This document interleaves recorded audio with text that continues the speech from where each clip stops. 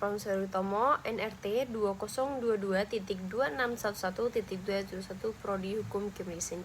Saya akan membahas tentang masalah wacana pemerintah RI yang akan merelokasi atau menampung pengungsi Palestina.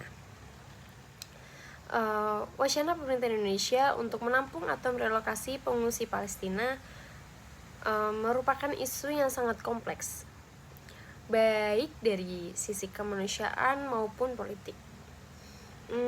Dari sudut pandang kemanusiaan, langkah ini tentu sejalan dengan prinsip dasar politik luar negeri Indonesia yang bebas aktif dan menjunjung tinggi solidaritas terhadap bangsa yang tertindas. Sejak lama, Indonesia dikenal sebagai salah satu negara yang paling vokal dalam mendukung kemerdekaan Palestina. Jadi, menawarkan tempat aman bagi warga Palestina yang menjadi korban perang merupakan bentuk nyata kepedulian dan komitmen moral bangsa Indonesia di tingkat global. Namun, di sisi lain, kita tidak bisa menutup mata terhadap tantangan yang mungkin timbul. Yang pertama, secara hukum dan administrasi, penampungan pengungsi lintas negara harus memastikan aturan internasional serta kapasitas nasional. Indonesia bukan negara penandatanganan Konvensi Pengungsi 1991, sehingga status hukum pengungsi di tanah air seringkali berada di area abu-abu. Pemerintah perlu memastikan ada dasar hukum yang jelas agar penampungan ini tidak menimbulkan masalah baru, baik bagi pengungsi maupun bagi masyarakat lokal.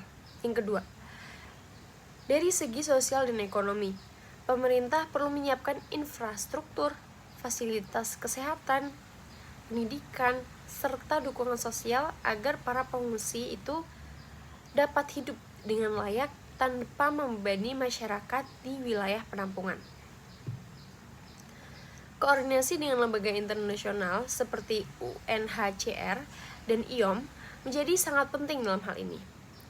Lalu yang ketiga, dari sisi politik luar negeri, langkah ini bisa menjadi simbol kuat solidaritas Indonesia terhadap Palestina. Namun, pemerintah juga harus berhati-hati agar tidak memunculkan persepsi politisasi isu kemanusiaan, terutama di tengah dinamika geopolitik Timur Tengah yang sangat sensitif. Jadi pada intinya, wacana penampungan pengungsi Palestina ini harus dijalankan dengan perencanaan matang, dasar hukum yang jelas, serta koordinasi lintas lembaga dan dukungan masyarakat.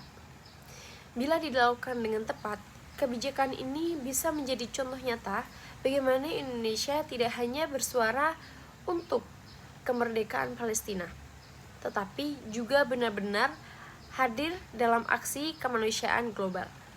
Sekian dari saya.